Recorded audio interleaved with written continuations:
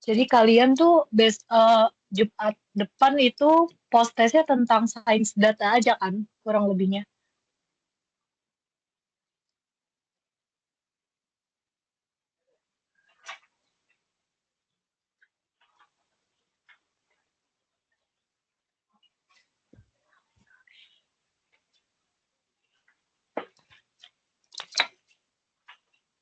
Oke, kita mulai ya.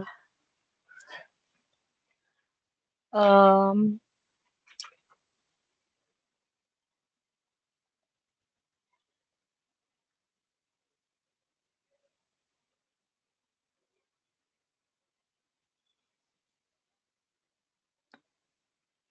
Kalau tentang teori aja, aku cuman mau nekenin tentang beberapa teori yang penting sih.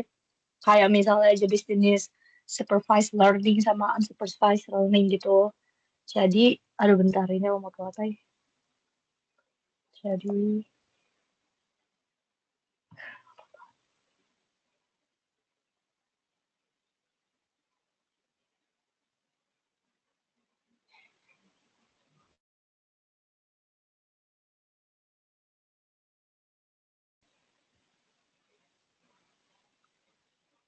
nah,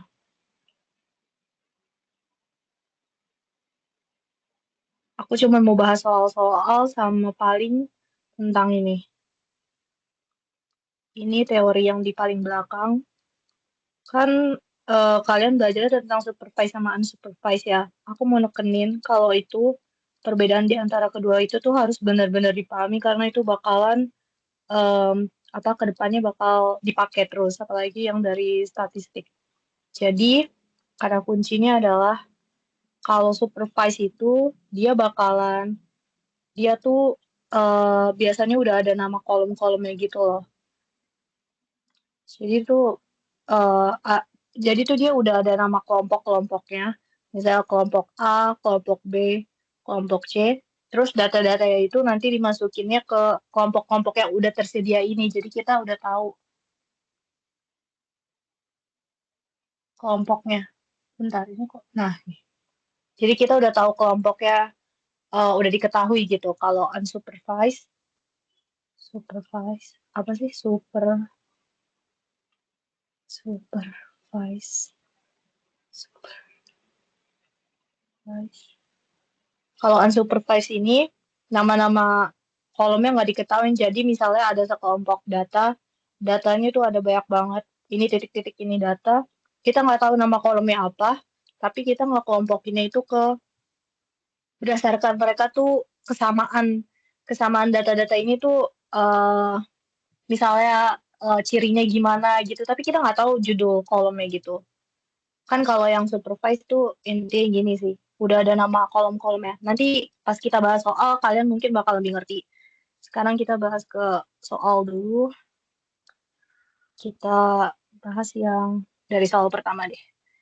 Ini tantangan big data itu ya paling paling di highlight tuh tantangan hukumnya ya karena masalah privasi dan sebagainya itu apa sangat penting dan sangat krusial sih. Terus soal nomor dua, tantangan teknis seperti yang aku udah bilang, tantangan hukum, tantangan sekuritas itu tantangan utama dalam sains data sekarang ini. Terus kita lanjut ke soal ketiga. Kalau misalnya ada yang mau ditanyain bisa di chat atau on mic ya. Terus yang ketiga, berikut merupakan kekhawatiran sosial terkait big data kecuali ini jelas ini jelas bukan kekhawatiran karena ini malah jadi benefit buat big data itu sendiri, pengertian dari big data itu sendiri, data usage itu jelas bukan, sorry, yang merupakan kekhawatiran sosial terkait big data, eh yang berarti yang apa, yang harus kita, yang tidak usah kita khawatirin ya. Pertambahan data jelas kita harus khawatirin karena kan pertambahan data makin baik ya data, apa makin baik ya data kan penyimpanannya juga storage-nya itu butuh di apa butuh dikhawatirin masalahnya. Terus data usage, data penggunaan data ini kan nggak boleh sewenang-wenang ya, jadi harus ada concernnya gitu, harus diperhatiin. Terus kepemilikan data jelas ini berkaitan dengan nomor satu dan dua. Jadi jawabannya yang bukan kekhawatiran itu adalah mesin pembangkit data. Oke, yang ketiga, soal berikutnya, berikut hal yang bisa dilakukan untuk meyakinkan pengambilan data digital menjadi baik untuk keperluan pengajar atau penelitian maupun keperluan bisnis. Itu menggunakan tanpa izin jelas enggak, memahami batasan penggunaan internet, ini iya, tapi kita simpen dulu. Yang ketiga, menaati aturan web admin lewat berkas robots.txt, ini iya. Mengabaikan dokumen terms of service jelas enggak. Em, Batasan penggunaan internet iya, tapi itu tuh lebih ke konstruk sosial gitu loh. Di sini ada jawaban yang lebih tepat, yaitu yang C. Alasannya bisa kalian baca di sini teori panjangnya ya, untuk menghemat waktu juga. Terus ini jumlah penduduk di Indonesia, ini teori banget sih. Ini cukup diingat aja segini 175,4 juta. Terus NoSQL itu nanti salah satu software yang bakalan kalian pakai banget ke depan. Nggak banget sih, tapi ada beberapa matkul yang berkaitan sama ini ke depannya. Jadi di NoSQL itu ada prinsip soft step, di mana prinsip itu adalah jawabannya yang A. Dia bisa tanpa input manual tuh bisa berjalan ataupun berubah secara dinamis gitu. Nah, ini ada MongoDB itu salah satu basis data NoSQL yang jelas dia datanya berorientasi pada objek. Sebenarnya audio juga iya, cuman dia tuh lebih luas kan, lebih objek aja sih, lebih cocok. Dia secara umum tuh jawabannya ada yang objek. Ini NoSQL sangat cocok jika sistem memiliki velocity yang besar. Sebenarnya kalau teori kayak gini kalian rajin-rajin baca soal-soal tahun lalu aja sih. Terus ini Relational Database Management System. Jadi setiap data yang harus disimpan itu harus memenuhi cascades. Cascades itu apa? Ini adalah opsi untuk menjaga integritas referensial dalam database relasional. Jadi kan kalian udah belajar ya, data ada yang relational dan non relational. Nah, nanti itu pakai NoSQL itu kalian bakal ngurusin atau nyelesain masalah data yang rasional. Maksudnya relasional kalian udah paham kan ya? Relasional tuh dari satu tabel ke tabel yang lainnya itu bakal berkaitan satu sama lain. Nah, dikaitinnya antar tabel dan tabel lain, ini nggak cuma dua ya, ini tabelnya ada banyak. Ini gitu. Dikaitinnya satu tabel sama tabel yang lain itu, dikaitinnya sama yang namanya nanti ada, eh bentar aku lupa, ada namanya, nanti ada primary key, terus ada primary key, iya, nanti dikaitinnya itu ada sama primary key. Jadi, ada satu kolom di masing-masing data, biasanya itu ID, yang eh yang bakalan ngaitin satu tabel ke tabel lainnya. Ini bakal dipelajari di semester depan sih. Maksudnya masih lama gitu nanti sih dipelajarinya. Oke, next. Yang bukan bagian dari EDA, Exploratory Data Analysis adalah data pre-processing. Ini step yang pertama ya, karena data nggak selamanya data bakal dalam bentuk CSV atau bentuk Excel gitu yang langsung jadi dan langsung bisa diolah. Jadi data processing itu penting banget. Yang kedua, biasanya sebelum uh, nggak sih benar. Habis data processing, kita bakalan statistika deskriptif. Ini tuh biasanya isinya ada mean, terus ada kuantilnya, ada uh, standar deviasi juga ada. Ya pokoknya ini penting banget sih dalam melakukan EDA. Terus of course kalau kita ngelakuin EDA, exploratory data analysis, kita bakal sampai ke hasil akhirnya, supaya mencapai hasil akhirnya butuh visualisasi. Jenis-jenis visualisasi apa aja bakal dipelajarin sehabis post-test kalau nggak salah. Habis ngelakuin visualisasi, jelas yang keempat bakalan ada yang namanya interpretasi. Supaya dapetin yang namanya insight. Jelas deep learning jadi bukan jawabannya, karena deep learning itu adalah beda lagi sama EDA. Deep learning itu metode yang butuh data training, data test itu beda, itu bukan EDA. Jadi itu jawabannya. Next question. Ini ada pernyataan termasuk ke dalam metode supervised, targetnya variabel numerik, terus dapat digunakan untuk interpolasi. Jawabannya adalah analisis regresi. Analisis regresi yang bakal kalian pelajari di PSD itu regresi linear. Dan dia modelnya kalau di PSD itu masih sederhana, masih kayak gini. Ini tuh biasanya buat mempelajari kayak hubungan variabel ini ke variabel lainnya, ke variabel Y. Jadi apakah X mempengaruhi Y, apakah Y dipengaruhi oleh X, itu nanti dibikin model kayak gini. Ini kalian bakal pelajari konsepnya di PSD. Oke, terus kita bahas pilihan lain ya, karena ini cukup krusial soal ini, kayak harus paham materinya. Asosiasi jelas bukan suatu model ya, karena itu apa juga nggak ada di statistik. Kalau kalau nggak salah emang nggak ada deh. Kalau klasifikasi ini sebenarnya mirip sama clustering, tapi yang perlu di highlight itu kalau misalnya clustering itu dia termasuk unsupervised learning. Aku tulis saja U ya.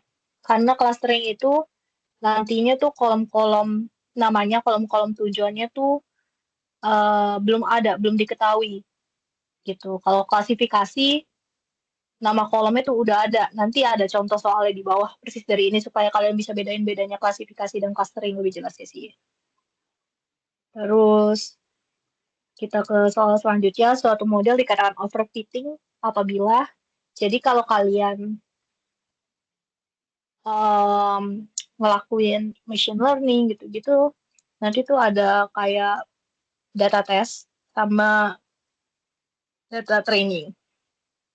Dimana kalian tuh bakalan ngemodelin data tuh pakai yang namanya data test. Data training ini buat ngetes kayak apakah model yang kalian bikin tuh udah efektif belum, udah bagus belum, kayak udah akurat belum gitu. Nah, tapi salah satu indikator yang ngeliat apakah model kalian bagus itu juga ini hindarilah overfitting, karena overfitting itu apa? Jadi performa untuk data sorry, kebalik guys. Data training dulu baru data test sebentar. Jadi ada namanya data training, terus yang dites itu adalah data test. Oh my god, data test. Nah, jadi ini adalah dua step ini. Jadi model kalian dilatih pakai data ini. Terus untuk menilai apakah model kalian akurat atau efektif atau udah cocok gitu, itu pakai data test. Nah, kita harus dalam membuat suatu model dalam machine learning ataupun analisis statistik kayak lebih ke machine learning sih. Itu harus dihindari yang namanya overfitting. Sebenarnya banyak yang harus dihindari nantinya, cuman karena soal ini, karena ini masih konsep dasar, jadi ini kita bahas dulu overfitting. Overfitting itu apa? Jadi pas kita lagi nyusun model ya, itu datanya bagus banget. Misalnya datanya tuh akuratnya bahkan sampai 95%. Ini pas di data training tuh datanya modelnya bagus banget. Tapi pas udah kita coba ke data testing, data yang buat dites, yang buat ngeliat apakah model ini bagus gak gitu, ternyata dia tuh cuma misalnya 67%. Ini tuh sangat questionable. Ini disebutnya overfitting, kayak penurunan keakuratan gitu. Modelnya berarti ada yang salah gitu. Atau bisa jadi penyebab overfitting tuh ada banyak. Salah satunya tuh bisa jadi data trainingnya tuh terlalu sedikit. Data yang ditrain terlalu sedikit dibanding dengan data testingnya. Terus apalagi ya penyebabnya? Paling sering itu sih datanya nggak tercukupi. Oke, next kita ke soal berikutnya. Ini soal yang sama. Nah, ini dia bedanya um, unsupervised sama supervised learning dari contohnya. Jadi tadi kan aku bilang supervised learning itu adalah pengelompokan data di mana nama kolomnya udah ada. Yang aku maksud supervised learning nama kolomnya udah ada itu adalah ini. Nama kolom dia tuh udah ada. Jadi kalian tuh ngelompokin tuh udah ada nama kolomnya, udah ada nama judulnya. Jadi ini kan pertanyaannya, ini cerita sebagai konsultan pabrik, bla bla bla bla bla. Model sains data yang dapat Anda gunakan untuk menyelesaikan permasalahan tersebut adalah jika Anda ingin mengelompokkan sapi-sapi tersebut berdasarkan usia dan berat badannya, maka model sains data yang dapat Anda gunakan adalah jawabannya adalah klasifikasi. Seperti yang tadi aku bilang, asosiasi ini aku belum pernah dengar kayaknya di statistik selama ini. Terus kalau regresi itu dia yang tadi aku modelin ini, yang ingin menilai apakah X memengaruhi Y. Ini regresi linear sederhana ya. X memengaruhi Y, atau Y dipengaruhi oleh X, atau setiap kenaikan kenaikan 1 unit X, Y jadi naik berapa unit gitu. Pokoknya ingin melihat hubungan antara variabel independen dan dependen, independen dan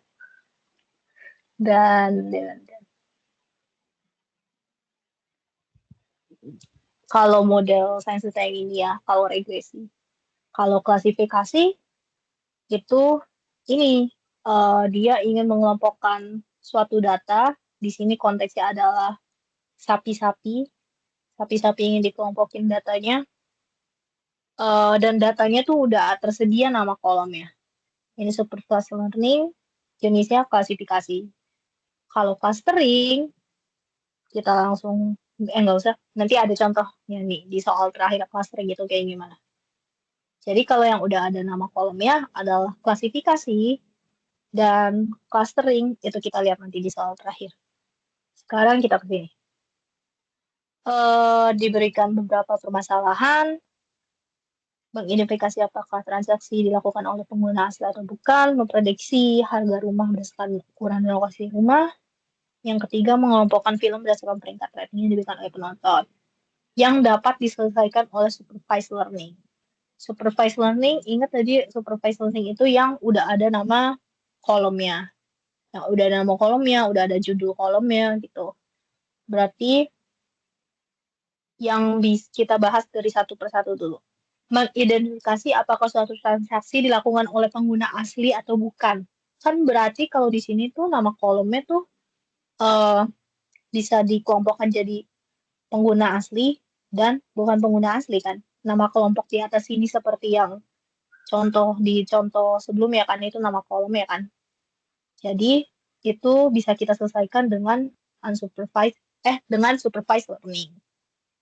Terus yang kedua, ini aku salah.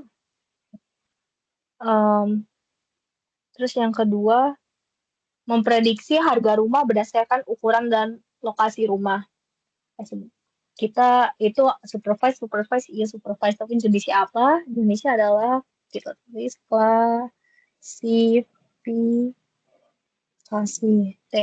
Oke, terus sekarang yang kedua, memprediksi harga rumah berdasarkan ukuran dan lokasi rumah. Nah, ini tuh kan tadi aku cuman sekedar, tapi bener sih. Tapi ini kan cuman kayak satu variabel dan satu variabel ya. Satu variabel ini yang regresi linear, satu variabel X dan satu variabel Y. Nah, Kalau model regresi linear yang bukan sederhana, tapi regresi linear juga, ini adalah salah satu bentuk model regresi linear. Regresi linear. Karena kita bisa memprediksi harga rumah. Jadi apa yang mau kita lihat sih? Variabel targetnya gitu. Itu harga rumah. Jadi kita bisa modelin Y sama dengan N0 tambah Y1 X1 tambah W2 X2. Di mana eh oh ya aku belum jelasin. Jadi beta nolnya itu adalah parameternya. Beta 0 adalah parameternya, beta 1 juga parameter, E juga parameter. Yang diisi sama data kita itu adalah X dan Y-nya. X-nya bisa banyak, Y-nya cuma satu. X-nya itu adalah variabel yang mempengaruhi si Y, Y itu adalah variabel targetnya. Kalau dalam konteks ini, dalam konteks nomor 2 ini, berarti variabel targetnya apa yang kita mau prediksi, apa yang mau kita lihat dipengaruhi oleh si X itu adalah harga rumah. Terus harga rumah, ini beta nolnya nanti kita cari. Nanti sih kalau udah masuk ke materi regresi. Beta 1 ya kita bisa pakai ukuran. Terus habis itu beta 2-nya berarti lokasi rumah. Kalau ada yang mau ditanya, boleh boleh banget ya chat. Atau raise hand. Beta 2 lokasi rumah. Gitu. Jadi ini pakai regresi linear. Regresi linear adalah salah satu contoh yang supervised learning sih. Karena dia variabel targetnya tuh udah ada. Apa targetnya? Targetnya adalah harga rumah. Jadi pokoknya kalau udah ada targetnya itu ciri-ciri salah satu ciri dari supervised learning sih. Nah, terus yang ketiga ini permasalahan yang dapat diselesaikan dengan metode mengelompokkan film berdasarkan peringkat atau rating yang diberikan oleh penonton. Jujur ini kayak enggak sih. Ini of course bukan unsupervised sih. Soalnya kayak rating tuh misalnya kolomnya rating tuh kayak apa ya? Rating film kan kayak nggak bisa dijadiin kolom gitu loh. Maksudnya gimana ya? Karena kan bentar, yang diberikan oleh penonton. Kan ini tuh kayak rada questionable gitu nggak sih? Maksudnya rating di situ kan bisa dalam bentuk kata-kata gitu atau dalam bentuk um, ulasannya bintang bisa jadi bintang gitu. Jadi ini tuh questionable nggak ada judul kolomnya mau dinamain kolomnya tuh apa gitu. Kan paling kalau mau um, nggak bisa sih kalau mau jadiin bintang satu, bintang dua jadi judul kolom juga agak ragu. Jadi itu tuh unsupervised learning sih karena nanti mungkin kenapa dia unsupervised karena nanti tuh datanya bisa dikelompokin gini, yang rating satu atau yang ratingnya rendah dikelompokin jadi satu, yang ratingnya dua jadi kelompok dua. Tapi ini nggak eksplisit dibilang bintang satu, bintang dua ya. Ini bisa jadi rendah, rating yang rendah, yang sedang, yang tinggi, tapi nggak secara eksplisit jadi nama kolom yang kayak di sini loh, kayak yang curvature, diameter, dan ini dan satu lagi yang ada judul kolom. So, jawabannya yang bisa diselesaikan secara supervised learning adalah satu dan dua. Oke, sekarang kita ke soal terakhir buat ini kayaknya. Jika Anda ingin mengelompokkan sapi-sapi tersebut berdasarkan usia dan berat badannya, maka model sains data yang dapat Anda gunakan adalah ini. Kan ini nggak ada nama kolomnya kan. Nggak ada nama kolomnya, jadi of course unsupervised learning, dan itu adalah clustering. Sampai sini ada pertanyaan. Sorry kalau kebanyakan yapping jadinya. Nggak ada pertanyaan kah? Kak, aku mau nanya ini nanti materi responsinya dikirim di grup atau gimana, Kak? Semuanya dikirim di grup sih nanti. Oke, makasih, Kak. Ya. Nggak ada pertanyaan? Kita ke next. Kalian udah belajar jenis data belum sih? Jenis data kayak gini, yang numerik, ordinal, interval, interval, ratio. Udah, Kak. Oh udah. eh, aku tekenin lagi kali ya, apa perbedaannya gitu. Soalnya bakalan diputer-puter. Jadi yang pasti kan ini cuma nominal. Kalau data ya kategorik kan nominal. Nominal ya apa sih? Ya data yang bentuknya kategorik yang nggak ada urutannya. Ini ada contohnya. Ini ada ini. Terus habis itu ordinal, kategorik yang ada urutannya. SD, SMA, pangkat, nilai huruf gitu. Yang bisa diurutin lah, yang bentuknya apa sih kata-kata gitu. Nah, numerik sama rasio ini jujur kayak masih banyak yang sering kebalik. Kayak interval itu yang nggak ada mutlak nolnya. Terus sifatnya kayak lebih ke sifat apa ya? Lebih ke nggak bisa nih ada nggak bisa dilihat kayak disebut sebagai banyaknya jumlahnya gitu kan nggak bisa kayak banyaknya IQ kan nggak bisa ya banyaknya TOEFL juga nggak bisa jumlah IQ juga kayak nggak bisa lah jumlah suhu jumlah gempa itu nggak bisa kalau rasio itu yang ada nol mutlaknya dapat diperbandingkan di sini maksudnya adalah bisa dibandingin loh kan berat badan 50 dan 5 dan kamu yang 20 itu kan misalnya itu kan bisa dibandingin ya. Sama ini sih kata kuncinya ada di banyaknya sama jumlah kan bisa atau ya sifatnya kan kayak bisa banyaknya gaji, jumlah umur gitu sih intinya. Sama ini yang merah adalah hindari hindari malah kayaknya jangan di klub kayak gini. Bisa kalian baca terus habis ini ukuran ukuran ya begitu aja sih oke terus hmm, probabilitas dan peluang ini ini aja sih kalian udah belajar belum probabilitas dan peluang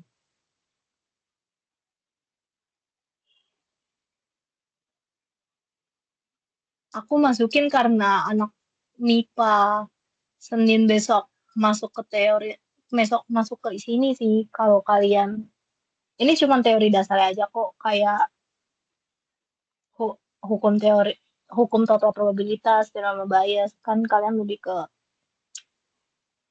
sains data ya kita ke next aja deh ke soal ya mungkin nggak bakal aku bahas semua aku bahas yang bakalan penting-penting aja yang bukan berarti semuanya nggak penting bukan berarti yang nggak aku sebut nggak penting tapi yang krusial yang butuh pemahaman banget nah ini K-means ini salah satu unsupervised learning dia tuh kayak clustering dia tuh nanti data itu dikelompokkan berdasarkan ya ada iterasinya gitu loh bakalan diulang sampai dapat kelompok-kelompok yang sesuai. Dia bagian dari unsupervised learning, salah satu bagian dari clustering kalau nggak salah. Ini adalah langkah-langkahnya. Oke. Yang pertama menentukan buah titik senteroid secara acak. Yang kedua menghitung jarak antara setiap objek dengan senteroid. Ini ada yang ketiga menghitung rata-rata dari objek. Jadi dia tuh data satu ke data yang lainnya. Ini sesuai di step yang ketiga ini. Data yang satu ke data lainnya tuh rata-ratanya nggak begitu jauh. Bakalan mirip-mirip gitu. Mak kenapa dia bakalan dijadiin satu kelompok? Ini apa? Oke. Terus udah ya. Nah ini yang aku bilang tadi yang model regresi linear yang ini. Ini tuh variabel Y itu bisa disebut sebagai variabel independen. Variabel independen tuh, sorry, variabel independen itu adalah X, apa sih? Sorry, ulang-ulang. Jadi variabel Y itu adalah variabel yang dependen, mana sih? Variabel yang ini, dependen, variabel yang dependen, variabel responden, variabel terikat, variabel responnya, variabel tak bebas, atau variabel target juga, itu Y. Kalau variabel X ini adalah variabel yang sebagai variabel bebasnya bisa banyak, kayak yang tadi aku bilang. Variabel yang menjelaskan variabel Y, X itu nanti menjelaskan Y. Variabel regresor atau prediktor, variabel kovariat. Oke, terus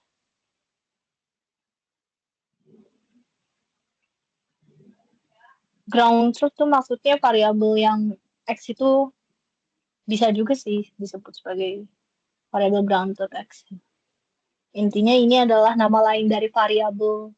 Yang penting ini independen dan yang ini dependent. Yang penting ngerti X memengaruhi Y apa enggak gitu. Itu sih yang penting. Oke, jika ada beberapa atribut dan punya skala yang berbeda, maka perlu dilakukan standarisasi. Standarisasi itu eh, kalian nanti bakal belajar di materi yang selanjutnya, yaitu ada pakai tabel, atau bisa jadi udah belajar sih, tabel distribusi Z normal, di mana nanti itu rumusnya ini adalah rata-rata, ini adalah datanya yang mau dinormalisasi, ini rata-rata populasi, ini variansinya, nanti kalian belajar sih. Ini nanti bakalan mendekati distribusi normal standar 0,1. Itu sih intinya. Untuk menyamakan suatu skala yang berbeda-beda dari suatu data yang jomplang banget gitu, itu pakai standarisasi. Oke, terus sekarang deep learning, ini teori banget, aku skip ya. K-means seperti aku yang bilang kan, K-means itu salah satu metode clustering. Ininya dibaris sendiri. Terus confounding itu, nah ini yang baru. Tadi kan baru ada variabel X dan Y di mana dia dependent, kebalik, di mana dia independent dan ini dependent. Ada lagi variabel baru, variabel ya. Ada lagi variabel itu adalah variabel confounding. Itu adalah variabel intermediate yang berada di antara keduanya. Gitu. Oke, terus ini yang tadi aku bilang, Z-score itu salah satu metode standarisasi. Dia itu seperti aku bilang tadi, X-nya itu adalah data yang ingin distandarisasinya, di mana di sini ada 84. Terus mu-nya itu adalah biasanya rata-rata populasinya, di mana 75. Terus sigma ini adalah standar deviasinya. Ini tuh bakalan mendekati distribusi normal, meannya 1, variansinya, meannya 0, variansinya 1. Itu nanti sih di pelajaran. Yang penting tahu rumus Z-score dan standarisasi dua, yaitu ini. Atau kadang kalau misalnya variansi, kalau misalnya standar error sigmanya tidak diketahui, kalian bisa pakai yang ini, X min mu per standar deviasi sampel dibagi akar N, itu adalah jumlah observasinya. Oke, ini cara clustering. Tujuan clustering adalah untuk mengumpulkan bersifat. Nah, ya kan clustering unsupervised learning karena dia yang homogen, yang sifatnya nggak jauh beda antara satu kelompok sama antara di dalam lingkaran ini kan data di sini tuh sifatnya mirip-mirip banget. Tapi kalau misalnya dari kelompok yang ini dan kelompok yang ini sifatnya sangat berbeda, sangat yang bikin beda gitu. Yang beda banget lah sifatnya antara dua kelompok ini. Tapi kalau di antara satu kelompoknya sama. Maksudnya apa yang sama? Meannya, standar deviasinya, sifat-sifat statistik kayak gitu loh. Oke, terus yang paling mirip dengan menggunakan untuk mengkategorikan clustering, of course ya, karena dia kan nggak ada nama judulnya gitu, judul kolomnya apa kan nggak ada. Oke, terus ini adalah, nah Diberikan data seperti di bawah ini, memprediksi jumlah tips yang akan diberikan customer berdasarkan beberapa variabel. Seperti, nah yang tadi aku bilang, regresi linear, di mana kita hendak memprediksi jumlah tips, ini bakal jadi variabel Y-nya, beberapa variabel seperti jumlah pembayaran total, ini bakal jadi variabel X-nya, jenis kelamin juga bakal jadi variabel X-nya. Nanti modelnya yang tadi Y sama dengan B0 tambah beta 1 X1, ini bakal jadi X1, ini bakal jadi X2. Ini model regresi supervised learning. Kalau korelasi analisis itu, belum aku bahas ya. Korelasi analisis itu hubungan kayak X1 dan X2-nya itu seberapa kuat gitu loh hubungan ini. Hubungan antar variabel ya. Lebih ke situ sih. Terus prediksi itu regresi, forecasting itu mirip sama regresi linear, cuman kalau forecasting itu lebih ke sebentar. Kalau forecasting itu lebih ke datanya tuh bergantung waktu. Jadi kayak datanya misalnya ini adalah wait, ini adalah T itu adalah waktu, dan ini adalah variabel Y-nya. Datanya tuh biasanya kayak harga saham, harga saham, harga apa lagi ya, yang sifatnya tahun kayak 2010, 2011, gitu sifatnya kayak gini. Ini forecasting atau peramalan. Jadi kita bisa tahu, misalnya data ini sampai 2012 saja. Kita bisa memprediksi pakai metode statistik itu kayak nanti data 5 tahun ke depan, misalnya 2000 sampai sampai data 2017 itu grafiknya bakal gimana? Apakah bakal naik, turun gitu? Itu bakal bisa diprediksi pakai metode forecasting ini. uh, itu bakalan kalian pelajarin di matkul metode peramalan sih. Terus, oh ya, kenapa dibilang sama? Karena bentuknya emang beneran sama. Kayak YT sama dengan theta, YT min 1 tambah ET. Kan sedangkan kalau regresi biasa tuh yang prediction atau regression modelnya adalah Y tambah B1X. Kan ini variabel, sebenarnya ada errornya sih. Cuman dia tadi nggak aku tulis, tapi nggak masalah sih. Jadi kan kalau ini bentuk regresi biasa, kalau yang ini adalah bentuk time series, metode peramalan. Di mana YT ini data sekarang nih, misalnya data 2000, sekarang tuh 2024 ya. Nah, YT min satunya itu data 2023-nya gitu loh. Jadi ini bakal ngaruh ke sini gitu. Pasti bakal ngaruh. ET itu adalah error. Beda bentuk penulisan aja.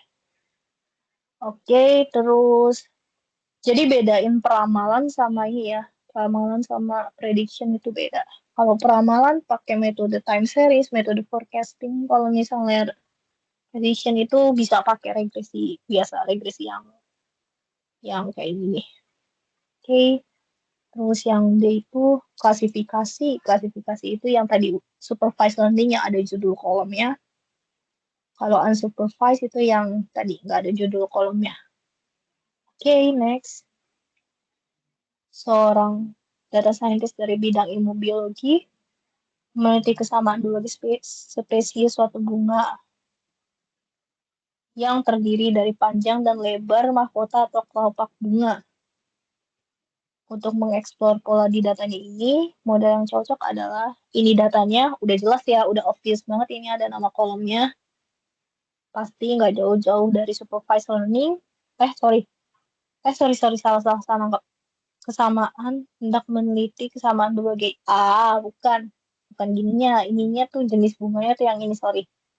Ini jenis bunganya, ini tuh sepal length, sepal width, aku lupa mana yang putik, mana yang putik sama benang sari gitu ya. Nah ini kan, jadi ini tuh data ini tuh pingin wah aku nggak bisa ngomong obvious doang nih, harus teliti. Jadi kayak dia pengen kelompokin bunga 2 sama bunga bunga 2 2 3 4 5 tuh masuknya berdekatan sama gimana sih berdasarkan putik dan benang sarinya gitu loh. Kan nggak ada nama kelompoknya ya, mau dinamain kelompok apa, dikelompokin dengan uh, putik terbesar kah? Kan enggak, soalnya kan putik terbesar, putik terkecil kan enggak ya. nggak bisa gini dijadiin nama kolom. Jadi ini berdasarkan kesamaan yang nggak ada. Yang nggak tahu nih kesamaannya apa, ya unsupervised clustering gitu. Sorry tadi aku salah.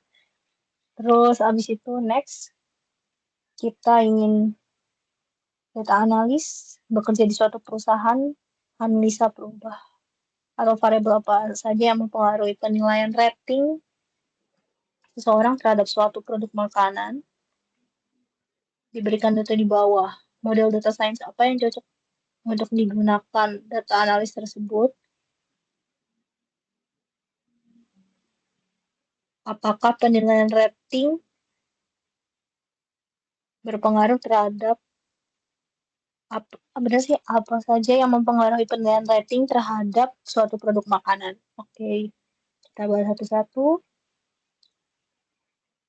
Penilaian rating terhadap suatu produk makanan. Nah, ini tuh cukup cukup apa ya, baru gitu.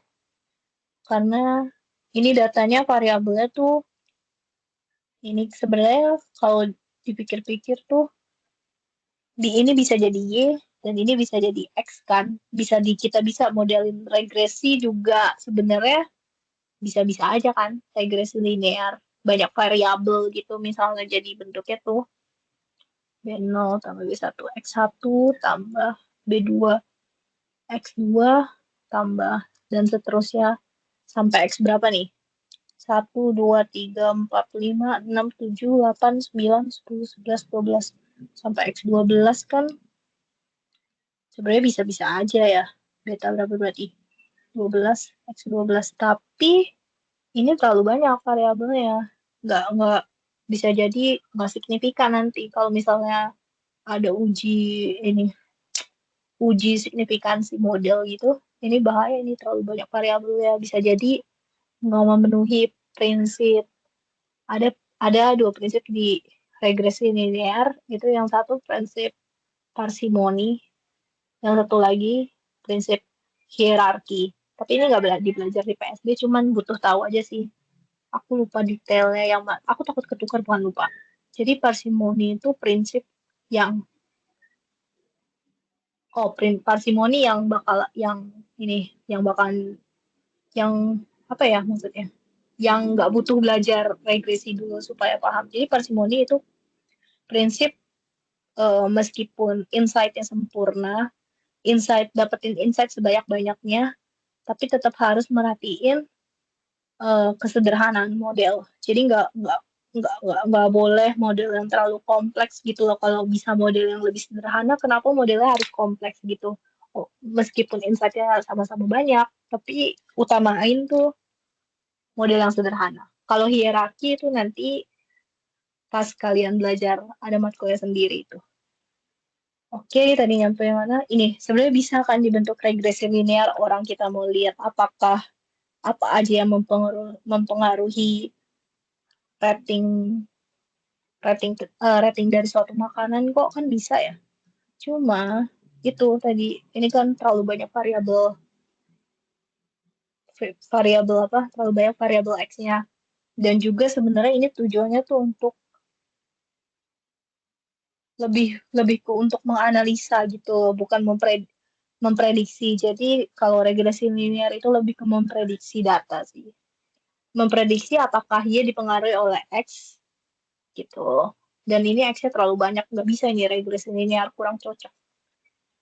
Kalau klasifikasi nggak bisa juga nggak sih, nggak masuk akal mau apa nih yang mau diklasifikasi gitu kan, nggak jelas salah klasifikasi, obvious salah. Nah yang ini kita simpen dulu, yang clustering